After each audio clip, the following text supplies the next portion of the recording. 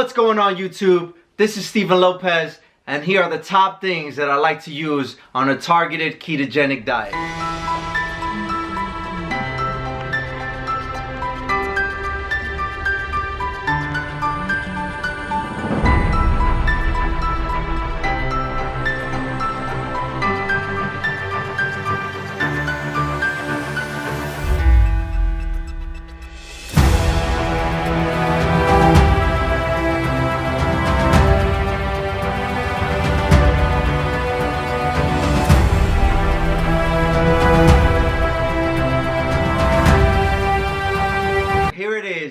Here's the video that I talk about what I like to use pre-workout as part of the targeted ketogenic diet that I follow, that I like to use, alright? First things first, Ketogenic Things t-shirt in the background. I wanted to thank Goody Beats, Logan, for hooking it up. I guarantee you that's going to add 50 pounds to my max tomorrow, alright? So I'm going to make sure I sport that tomorrow, alright? Got that out the way. Thank you so much. Alright, next thing's up, Dextrose. We talked about Dextrose and how this is what I like to use, my go-to source for my pre-workout. It's keeping it simple. It's a simple carb, and that's it. It's basically just straight Dextrose. Every tablespoon of this has 9 grams of dextrose in it. So I like to do just a scoop and a half of this, all right? And then the pre-workout that I use, it has 5 grams of carbs in it. So I like to add that into my 20 grams. Once again, it doesn't have to be exactly 20 grams. It could be 18, 19, 20, all the way up to 25. You know, you could experiment with different things. I just say 20 as just a baseline, just to kind of play around with it. But once again, try it with a little bit more. Try with a little bit less. Everyone is different. That's what's so nice about this diet. That's what's so nice about trying different things with this diet, that everyone is different. Everyone's going to respond differently. But this, once again, targeted is for those who, you know, start the ketogenic diet and they're like, my workouts are suffering, I don't have enough energy, I don't have the focus, my intensity is down, my strength is down, and they just kind of give up, all right? Targeted keto, and once again, it helps you regain all those things back. It's just enough carbs to keep the strength going, to keep keep you anabolic with protein synthesis. All right, so most people don't understand that just a little bit of carbs, you're gonna stimulate an insulin response, and it's gonna help shuttle those nutrients into your muscles and help you gain that muscle. All right. The next thing I like to use is creatine. Creatine is basically it converts into ATP. All right. ATP is what gives you energy to do everything. Everything your body does, it's right here. This helps with that, all right? So, with your ATP stores go down as you're working out, creatine helps you keep those stores up. So what in turn does that do? That allows you to stay hungry, stay focused, stay determined, stay intense, all right? Your workouts need to be intense. That's how we gain muscle. We got to tear those muscle fibers down, and we're going to build them right back up, all right?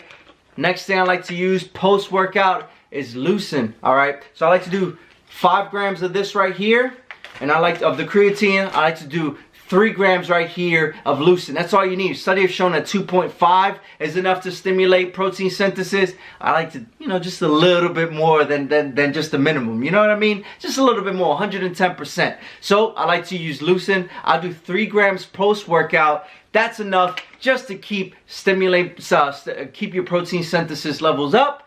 And once again, that's going to help you retain muscle. That's going to help you gain muscle.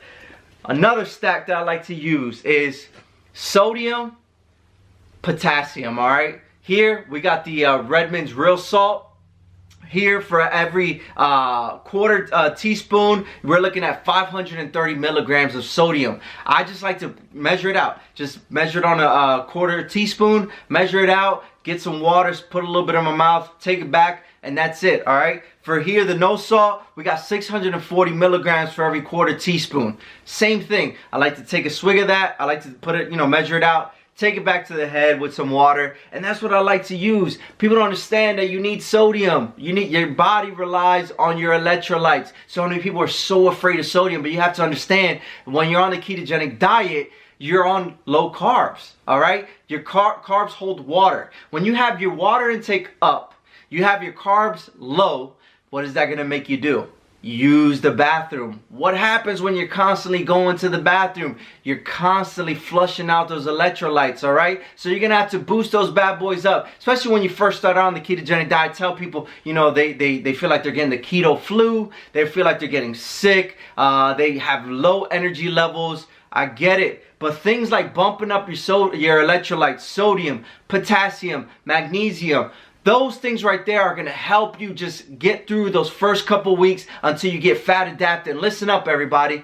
Your body is so used to burning glucose for years and years and years. So we're trying to basically take that your body's been used to for so many years. Let's say you're 30, 40 years old or whatever. How old you are. If you're used to burning glucose for so many years, now we're telling the body, okay, in the next 2 weeks, we want to switch from burning glucose to burning fat. Hey, there's an adjustment period, all right, everybody? But I guarantee you, once you're through that adjustment period, you're burning fat. You have an endless amount of energy supplies and fat in your body, all right? So things like bumping up your electrolytes is going to help you bust through that plateau. It's going to help you get those energy levels back. And then once your body starts producing ketones, that's when the magic happens, all right? It's not magic, but that's where the science happens, all right? Your energy levels come back, ketones are muscle sparing, and your body's dependency on glucose goes down. When you're first starting out on a regular standard American diet, your brain can require up to 100 grams of glucose a day. All right, 100 grams. So when we're talking about we're going to cut that in half and go to 50 grams, well, that's where we start playing with things, all right? That's when we go low enough to burn those liver glycogen levels, burn it down, deplete it down, and that's when your liver starts producing ketones, all right? That's the name of the game. It's producing enough ketones to where you're muscle sparing. Ketones will also help you with your energy levels, and it's going to turn around, help with this whole workout that you're doing, this whole diet that you're doing. So those are the things that I like to use. If you have any questions, I'm available at Steven Lopez CG on Instagram. You can send me an email, stevenlopezmp@gmail.com, or you could also check out my website at stevenlopezfitness.com.